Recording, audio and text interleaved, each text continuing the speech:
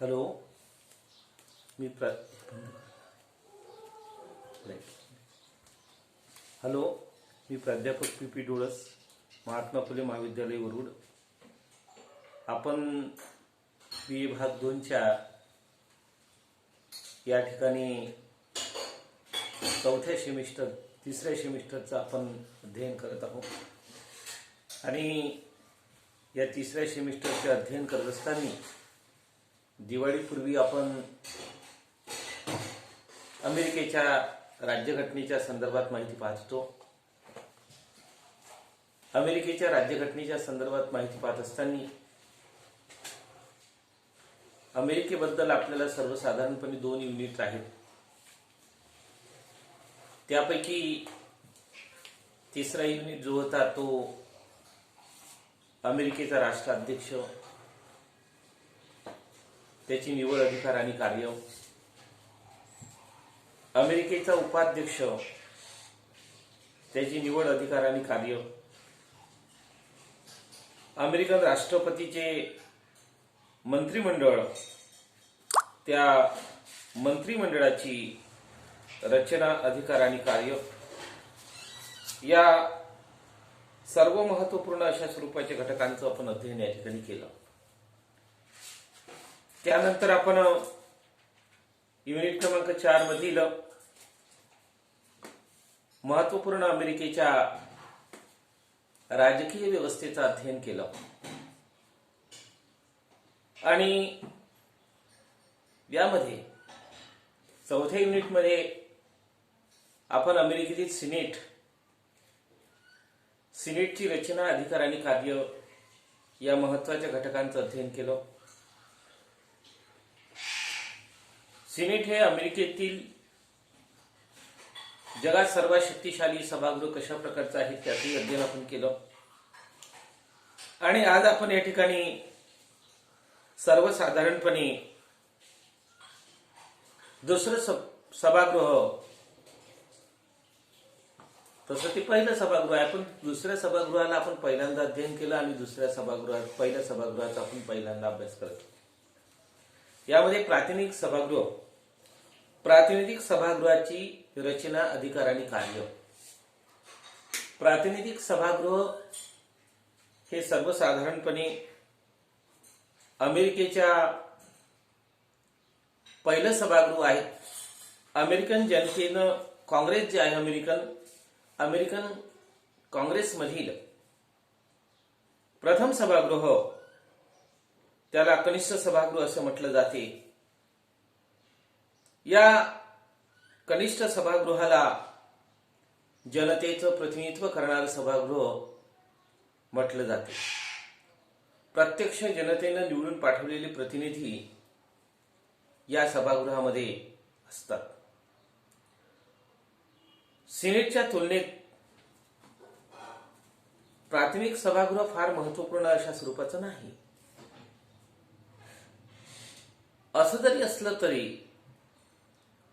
प्रातिनिधिक सभागृह हे सर्वसाधारणपणे या ठिकाणी द्विगृही सभागृह असल्यामुळं महत्त्वपूर्ण अशा दृष्टिकोनातून सिनेटच्याच बरोबरीचे किंवा त्यापेक्षा थोडे कमी अशा स्वरूपाचे अधिकार या सभागृहाला प्राप्त झालेले आहेत. कारण का त्याला विधिमंडळ म्हटलं जाते.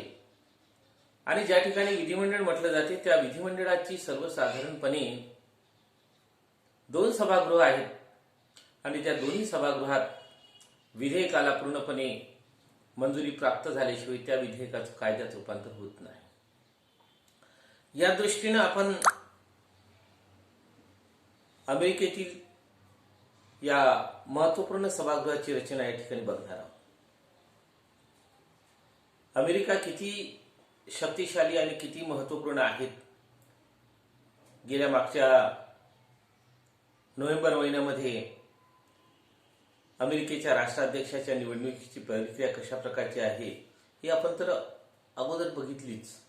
परंतु त्याचबरोबर प्रत्यक्ष रीतीनं आपला योगायोग अशा प्रकारचा चांगला आहे की आपल्याला प्रत्यक्ष रीतीनं या अमेरिकेच्या अध्यक्षाची निवडणूक पाहण्याचा योगायोग चांगल्या प्रकारे आला आणि त्याची वृत्तपत्रातून आणि टीव्ही न्यूज चॅनलच्या माध्यमातून आपल्याला ती माहिती प्राप्त झाली आणि ही माहिती प्राप्त झाली आणि त्या माहितीनुसार आपण थेअरी आणि प्रॅक्टिकल या दोन्ही स्वरूपाच्या बाबींचा स्वाद घेतला आणि या प्रातिनिधिक सभागृहाची संपूर्ण कार्यपद्धती कशा प्रकारची आहे, त्याची रचना कशा प्रकारची आहे, कोणत्या प्रकारची आहे याचे आपण अध्ययन या ठिकाणी थोडक्यामध्ये करणार आहोत. तर त्या सर्व बाबींचा आपण अभ्यास या ठिकाणी करणार आहोत. आता प्रातिनिधिक सभागृहाच्या रचनेमध्ये सर्वसाधारणपणे 5 महत्वपूर्ण घटकांचा अभ्यास या ठिकाणी केला जातो. त्यापैकी पहिला महत्वाचा घटक म्हणजे या ठिकाणी सदस्य संख्या. अमेरिकन प्रातिनिधिक सभागृहाची या ठिकाणी सभासद संख्या किती आहे? अमेरिकन संघराज्य आहे. अमेरिकन संघराज्यातील जनतेचे प्रतिनिधित्व करणारं सभागृह म्हणजे प्रातिनिधिक सभागृह आणि लोकसंख्येच्या प्रमाणात प्रतिनिधित्व या सभागृहाच्या रचनेचे आधारभूत तत्व आहे.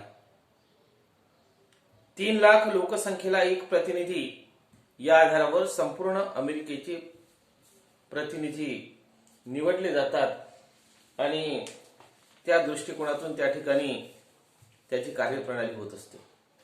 ज्याप्रमाणे आपण आपल्या भारतामध्ये आपल्या भारताच्या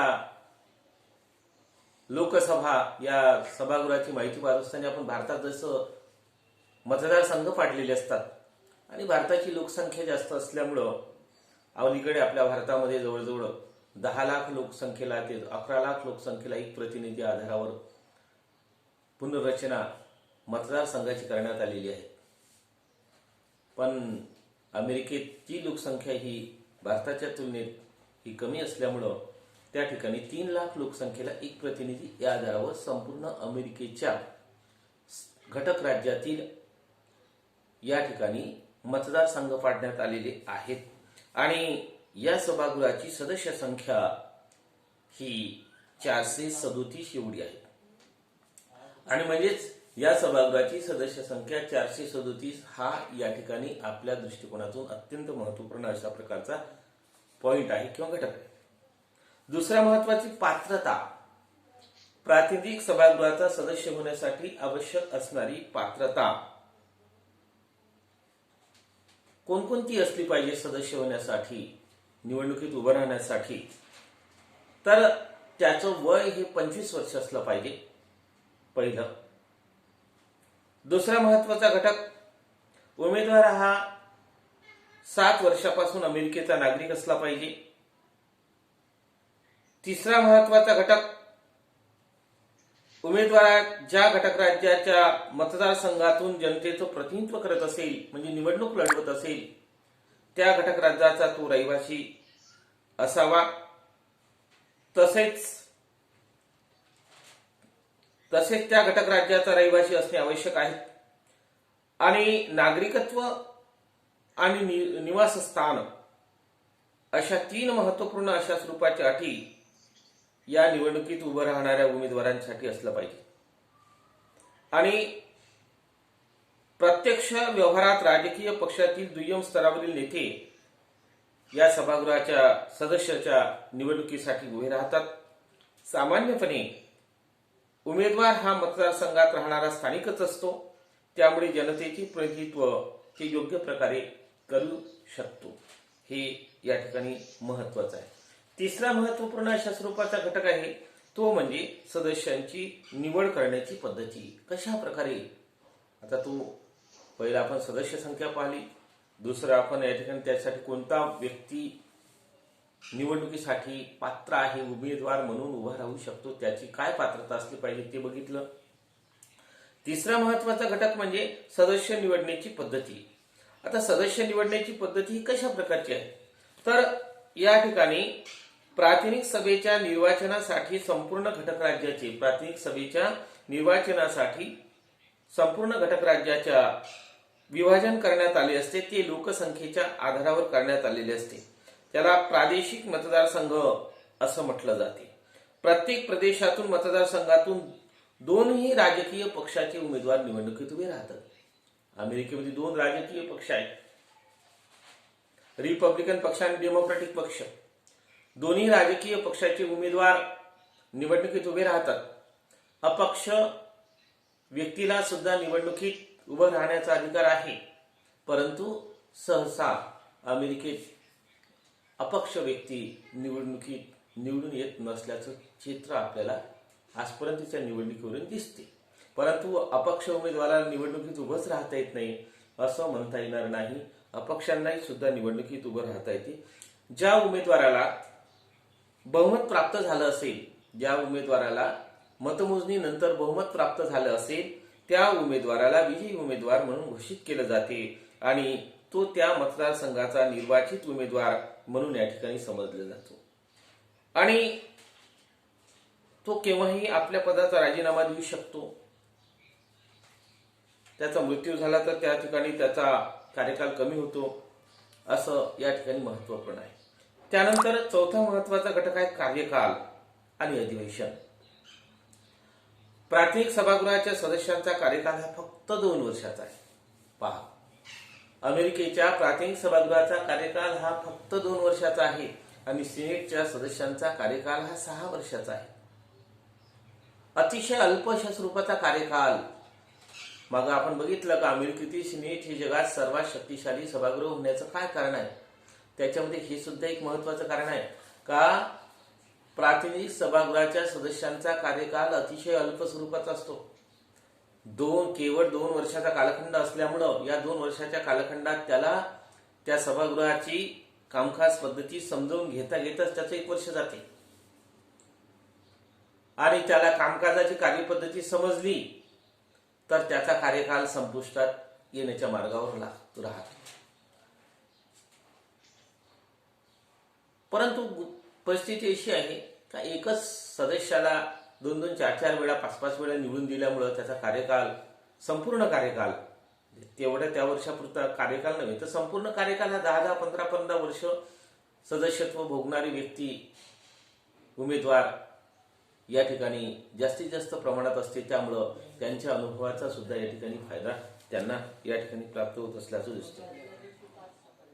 आणि 2 वर्षांनी निवडणुकीत होऊन सभागृहाचं अस्तित्व या प्रतिनिधी सभागृहात अधिवेशनाचा किमान 5 महिने सुरू असते आणि काँग्रेसच्या दोन्ही सभागृहाची अधिवेशने एकाच वेळी सुरू होत असतात.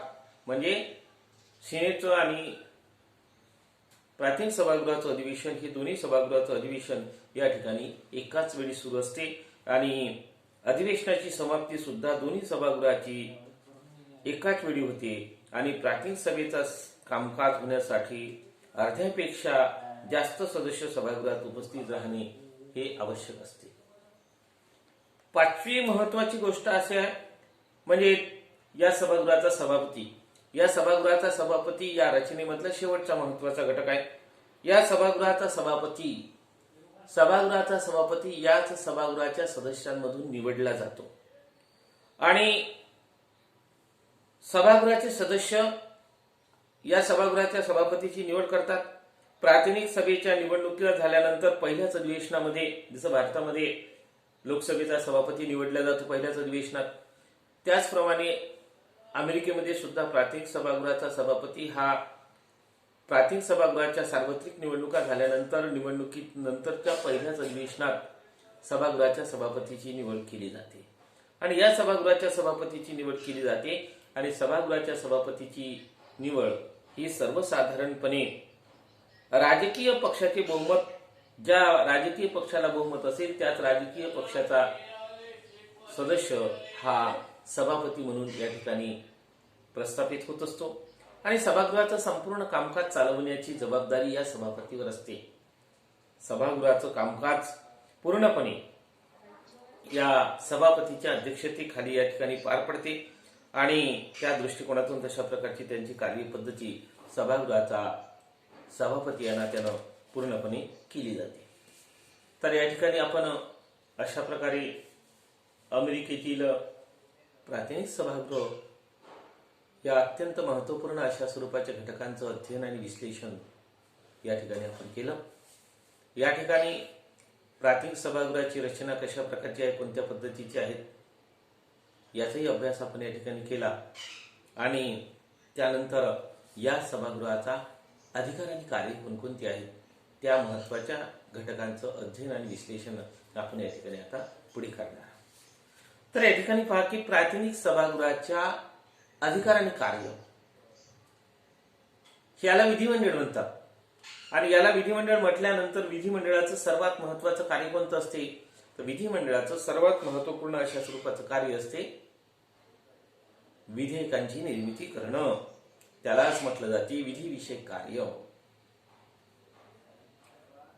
आता विधिविषयक क्षेत्रात अत्यंत महत्त्वपूर्ण अशा प्रकारच्या अमेरिकन संविधानानुसार नमूद केल्याप्रमाणे या विधेयकाचा प्रारंभ, या संपूर्ण विधेयकाचा प्रारंभ या प्रातिनिधिक सभागृहात होते. तसं दोन्ही सभागृहात विधेयकाचा प्रारंभ होऊ शकते. फक्त अर्थविधेयक असं आहे का ज्या विधेयकाचा प्रारंभ केवळ आणि केवळ फक्त प्रातिनिधिक सभागृहातच होते. दुसऱ्या कोणत्याही म्हणजे सिनेटमध्ये अर्थविधेयकाचा प्रारंभ होऊ शकत नाही. तेवढं विधेयक सोडून दोन्ही सभागृहात विधेयक मांडण्याचा अधिकार आहे आणि प्रत्येक विधेयकाला कायद्यात रूपांतर होण्यासाठी दोन्ही सभागृहाच्या संमतीची म्हणजे बहुमताची नितांत गरज असते. दोन्ही सभागृहाची बहुमत प्राप्त झाल्याशिवाय कोणत्याही विधेयकाचं कायद्यात रूपांतर होऊ शकत नाही. एखाद्या विधेयकाच्या बाबतीत जर समजा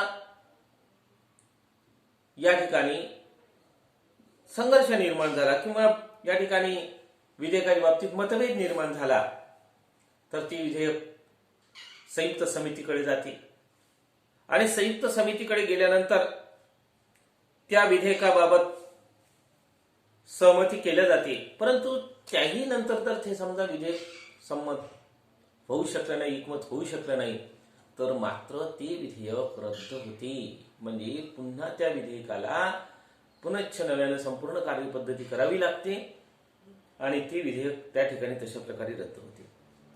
दुसरं महत्वाचं या ठिकाणी अर्थविषयक अधिकार, आर्थिक क्षेत्रातला. आता अर्थविषयक अधिकारात अत्यंत महत्वाचा आहे. पहा या ठिकाणी अमेरिकेतील प्रातिनिधिक सभागृहामध्ये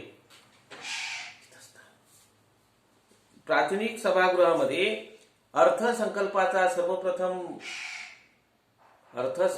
सर्वप्रथम प्रातिनिधिक सभागृहातच मांडला जाऊ शकते आणि प्रातिनिधिक सभागृहात ते अर्थसंकल्प मांडला जात असल्यामुळे तो सिनेटमध्ये मांडला जाऊ शकत नाही आणि सिनेटमध्ये तो मांडला जाऊ शकत नसल्यामुळं प्रातिनिधिक सभागृहातच तो अर्थसंकल्प मांडावा लागतो. प्रातिनिधिक सभागृहाने मंजुरी दिल्यानंतर हा अर्थसंकल्प पुढे सिनेटमध्ये जातो आणि सिनेट या अर्थसंकल्पाला मंजुरी दिल्यानंतरच त्या ठिकाणी. पण आता एक बघा की या ठिकाणी अर्थसंकल्प जरी या प्रातिनिधिक सभागृहात मांडायचा असला तरी आपण सिनेटच्या बाबतीत माहिती पाहत असताना या ठिकाणी काय म्हटलं होतं का शीर्षक सोडून बाकी सर्व विधेयकात दुरुस्ती करण्याचा अधिकार सिनेटला आहे आणि सिनेट तशा प्रकारचं कार्य करते आणि तशा प्रकारचं कार्य करते. अर्थविधेयक काही कालावधीनंतर सिनेटला ती मंजुरी द्यावी लागते असेही बंधन नाही. म्हणजे सिनेटला काही फार असं बंधन नाही. केवळ आणि केवळ प्रारंभच या बहुमताचा या जर भाग सोडला तर या ठिकाणी अर्थक्षेत्रामध्ये काही फार मोठ्या प्रमाणाचे अधिकार या ठिकाणी. त्यानंतर न्यायविषयक अधिकार क्षेत्र. तर मग न्यायविषयक अधिकार क्षेत्र म्हणजे न्यायदानाचं कार्य कोणत्या प्रकारे करता येते. न्यायदानाचं कार्य या ठिकाणी सर्वसाधारणपणे प्रातिनिधिक सभागृहाला जी करावं लागतं. महाभियोगाचा खटला अमेरिकेचा राष्ट्राध्यक्ष, उपाध्यक्ष किंवा सर्वोच्च न्यायालयाचे न्यायाधीश किंवा अन्य अशा प्रकारच्या महत्वपूर्ण व्यक्तीवर जे महाभियोगाचे खटले चालवल्या जातात त्या महाभियोगाच्या खटल्याचा प्रारंभ प्राथमिक सभागृहात होती. प्राथमिक सभागृह त्या संपूर्ण महाभियोग खटल्याची सुनावणी त्या ठिकाणी होती आणि त्या खटल्यावर संपूर्णपणे कार्य केले जाते. आणि प्राथमिक सभेनं जर महाभियोगाच्या खटल्याला मंजुरी दिली तर मात्र तो खटला चौकशीसाठी सिनेटकडे जाते आणि दोन्ही सभागृहाच्या 2/3 बहुमतानं मंजुरी प्राप्त झाल्यानंतर त्या महाभियोगाचा खटला हा मंजूर झाला असं समजलं जाते आणि त्यानंतर त्या पदच्च अधिकाऱ्यांना त्याचं काय आपला राजीनामा द्यावा लागतो. म्हणजे न्यायविषयक क्षेत्रात अत्यंत महत्वपूर्ण अशा स्वरूपाचे अधिकार सिनेट या प्राथमिक सभागृह या सभागृहाला प्राप्त झालेले आहेत. हा तिसरा महत्वाचा अधिकार आहे. चौथा महत्वाचा अधिकार घटना दुरुस्ती आणि निर्वाचन विषयक अधिकार. घटनेत दुरुस्ती. अमेरिकेच्या राज्यघटनेत दुरुस्ती करण्याचा अधिकार प्राथमिक सभेला सिनेट प्रमाणेच घटना दुरुस्ती करण्याचा प्रस्ताव मांडण्याचा अधिकार आहे आणि तो प्रस्ताव मंजूर करण्याचा अधिकार आणि तो प्रस्ताव मंजूर झाला तर अध्यक्षपदासाठी तसेच घटनेत दुरुस्ती करण्याचा प्रस्ताव मांडणे आणि त्याच्यामध्ये संपूर्ण चर्चा घडवून आणणे हे सुद्धा कार्य केले जाते. निर्वाचन विषयक अधिकार. निर्वाचन विषयक अधिकारात काय म्हटलं जाते का निर्वाचन म्हणजे अमेरिकेच्या राष्ट्राध्यक्षाची निवडणूक प्रक्रिया होते आणि निवडणूक प्रक्रिया झाल्यानंतर जर समजा कोणत्याही उमेदवाराला निवडणुकीत बहुमत प्राप्त झालं नसेल तर प्राथमिक सभागृह या ठिकाणी पहिल्या 2 उमेदवारापैकी कोणत्याही एका उमेदवाराची अध्यक्षपदासाठी निवड करते.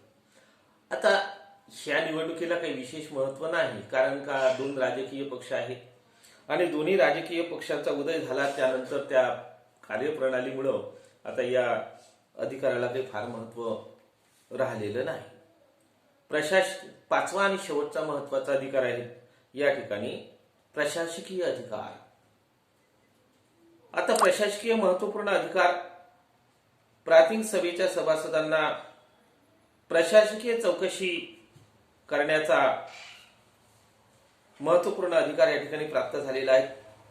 म्हणजे कोणत्याही प्रकारच्या महत्वपूर्ण अशा स्वरूपाच्या विविध खात्याच्या संदर्भात जर कोणत्याही प्रकारच्या अडचणी निर्माण झाल्या असेल, भ्रष्टाचार असेल किंवा कोणत्याही प्रकारचा कार्य असेल तर तशा प्रकारच्या फाईलीची चौकशी करणे, कागदपत्राची पाहणी करणे, कर्मचाऱ्यांच्या साक्षी नोंदविणे आणि या गैरव्यवहार उघडकीस येण्याच्या दृष्टिकोनातून संपूर्ण प्रशासकीय चौकशी करण्याचं कार्य सुद्धा या सभागृहाला प्राप्त होते. तर अशा प्रकारे या ठिकाणी आपण या अमेरिकेच्या राज्यघटनेतील काँग्रेस या विधिमंडळातील दोन्ही सभागृहाची रचना, अधिकार आणि कार्य कशा प्रकारची माहिती या ठिकाणी बघितली. तर या ठिकाणी संपूर्ण माहिती आपण सिनेटची रचना, अधिकार आणि कार्य यातील प्राथमिक सभागृहाची रचना, त्याचे अधिकार आणि कार्य कोणकोणते आहेत याची सविस्तरपणे माहिती या ठिकाणी बघितली. तर या ठिकाणी आपण दिवाळीच्या अगोदर हे संपूर्ण कार्य पार पाडत होतो. अलीकडे सुद्धा आपण हे कार्य पार पाडत आहोत. लगेच जानेवारीमध्ये महाविद्यालय सुरू झाल्यानंतर आपण पुढे जी थिअरी आहे ही लिहायचं काम जे आहे आपलं नोट्स त्या कामाला आपण प्रारंभ करू आणि विद्यापीठ आणि महाराष्ट्र शासनाच्या मार्गदर्शनानुसार आपण पुढील कारवाई या ठिकाणी करण्याचं काम करू. आज या ठिकाणी आपला या युनिटमधला हा अत्यंत महत्त्वाचा भाग आपण या ठिकाणी संपवत आहोत. जय हिंद, जय महाराष्ट्र.